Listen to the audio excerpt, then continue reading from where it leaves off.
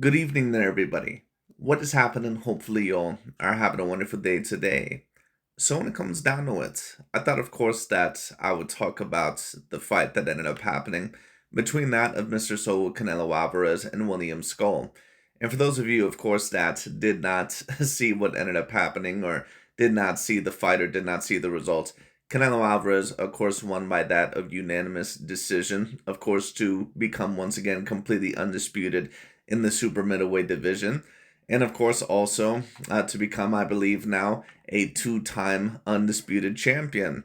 I believe that the scorecards, I believe that one was about 9 rounds to 3, or not even 9 rounds to 3. I think they had it like 11 rounds to 1 or something like that, which in my view was way too wide. I mean, don't get it twisted. I'm not stating that I don't think that Canelo Alvarez won the fight. I do think that he won the fight, but the commentary crew was extraordinarily biased within its commentary. I mean, Canelo Alvarez, he did win the fight, but it wasn't really by that much. I thought that it was a fight that probably was about 8 rounds to 4. Skull definitely had his moments, but he was just moving and running around the ring way too much. And I don't usually say that for a fighter that moves around. But if you're going to move around the ring to that degree, especially against a fighter like Canelo, someone who's pressuring you and somewhat pressuring you effectively, to a degree, because this was not a good performance by Canelo, and we're going to be talking about that as it goes along. But Skull just needed to throw a little bit more within this fight. He didn't take charge. He really overall did not throw that stabbing jab to the body quite enough. He did not take charge quite enough. He did not really throw the double jab quite enough. He needed to do more within this fight. But the reason why I predicted Canelo Alvarez to win this is because even with his older age and with Canelo Alvarez not being the fighter that he once was, William Scull is just not a guy, in my view, that in terms of his all around boxing talent, that he just has a whole lot to beat someone like a Canelo, even at this age.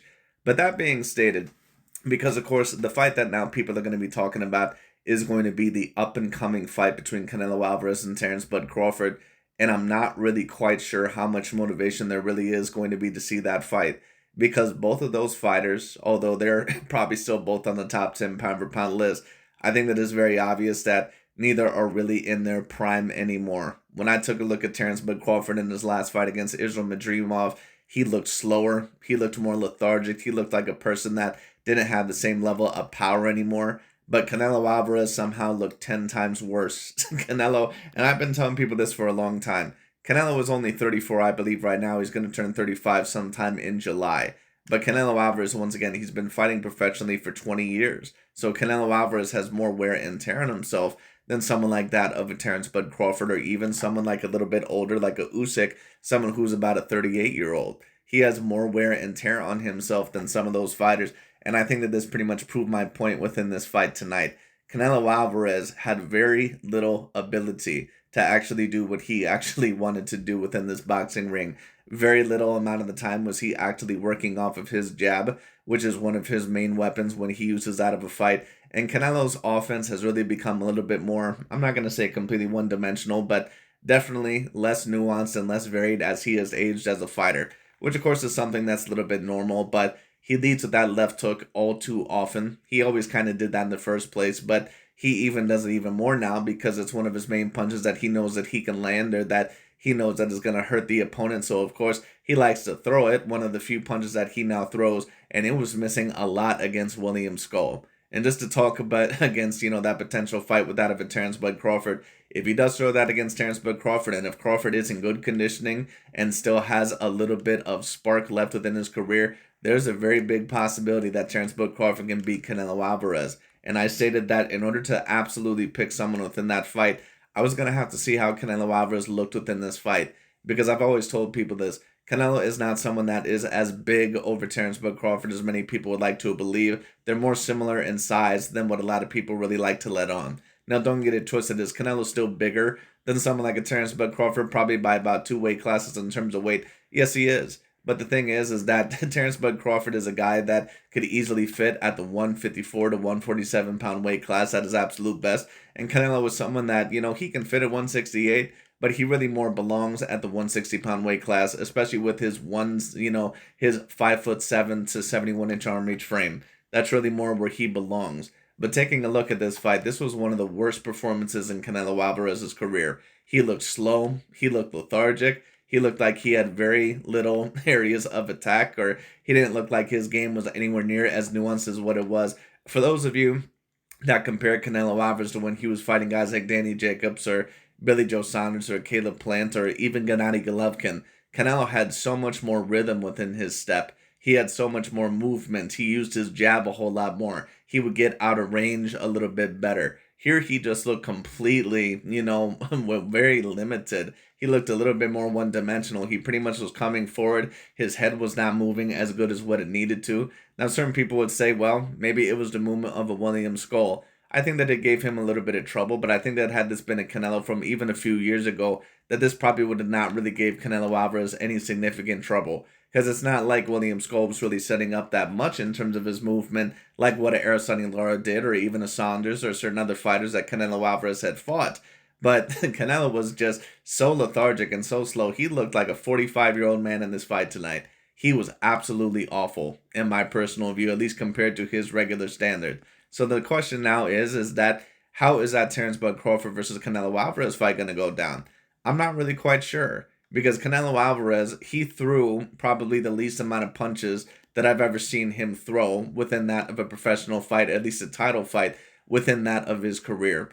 And usually what that means is that the fighter realizes that they don't have the same stamina and that they need to pace themselves a little bit more because of their age. So that's why I kept saying for the past few years that it's very obvious that Canelo Alvarez, that he's a little bit more aged as a fighter. I've been telling people that now for the past couple of years. I had certain people say, oh, you don't know what you're talking about. Canelo Alvarez, he's still got it. And listen, Canelo still had good moments, throughout some of his past fights. But this was just an awful performance. There was nothing really great about this performance whatsoever, So we'll see. But, to sum up that fight between Crawford and Canelo, I'm not now really sure who's going to win that fight. Because even a Terrence Bud Crawford, even if he does come in a bit heavier, if Canelo does not offer any attack on average against Terrence Bud Crawford, Crawford is too smart and too good of a boxer to where if you don't throw consistently, that you can just win that fight. Terrence Bud Crawford is good enough and smart enough to where if he just can't completely outbox you the way that he did against Errol Spence Jr.,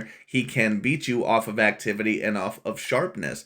And to be honest with you, the way that Canelo Alvarez looked tonight, it looks like very well potentially that Terrence Bud Crawford can beat Canelo Alvarez just off of activity alone. Because Canelo Alvarez he was not throwing any punches whatsoever within this fight. I mean, he just looked awful. But like I stated, Canelo, he's been aging as a fighter for a very long time. I'm not really super surprised at this. And that's why I said heading into this fight that if there was an upset here, I wouldn't really be surprised. Now, there was a certain amount of people, of course, claiming that this fight was a quote-unquote robbery and that Skull really deserved the win. No, I'm sorry, but that's not how it transpired. William Scull was moving around a lot, but he was moving around a little bit too much, and he also, at times, was not throwing enough within this fight or landing enough anywhere near as clearly. William Scull, you could tell that in certain rounds that he thought that he was completely taking advantage of Canelo Alvarez, but he was doing nowhere near as good as what he thought that he was. He thought that at times that he was putting on a Floyd Mayweather or Araceli Lara type of round, and that's not what he was doing. Throughout the majority of the fight, he pretty much ran around the whole entire time, not really throwing that much. But, I mean, it just is what it is. But anyways, once again, we'll see what ends up happening. But I was not impressed with Canelo Alvarez's performance whatsoever. To be honest with you, I would give this performance a D+ to a C-. I thought that it was an awful performance. I thought that it was the worst performance of his career ever since he's been a champion, or at least, against this type of caliber of fighter. But like I stated, Canelo is no longer at the peak version of himself. He's no longer, overall an all-time great level caliber of fighter. He's someone that, is a good fighter, but he's not someone that is any longer an all-time great or S-tier level fighter. And to be honest with you, after this performance tonight, I'm not even sure if he's a great fighter anymore. So we'll see what ends up happening. But like I stated, Canelo, he's had a little bit more wear and tear on him than what certain people would, think, and, what really meets the eye.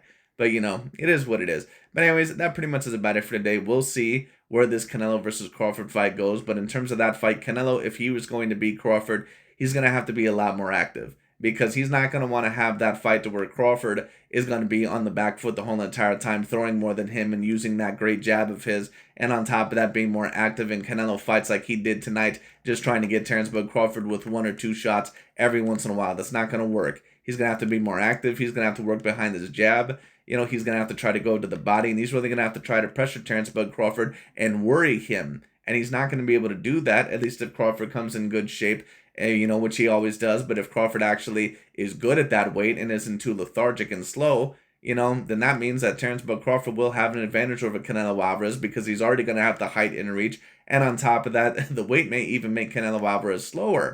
But, I mean, you never know. That fight is still up for grabs because Canelo, of course, with the level of power and the level of girth and the level of weight that he has, of course, it could be a disadvantage for Crawford. And we don't know how the gain weight is going to really be for Terrence Bud Crawford. But we'll see what happens. But anyways, that pretty much is about it for my fight review. Excuse me. Like I said, I do not think that Canelo looked impressive whatsoever. But we'll see what happens. In terms of the Terrence Bud Crawford fight, he's going to have to be a lot better than that. He's going to have to be a lot more active. He's going to have to work behind his jab more. He's going to have to cut off the ring to a greater degree. But, maybe this was because he was saving more of his energy for the Crawford fight. Who knows? But in my view, Canelo just looks completely washed. Just my view of it. But we'll see overall what ends up happening. But that pretty much is about it for today. Thank you all so much for watching, and I'll talk to you all later.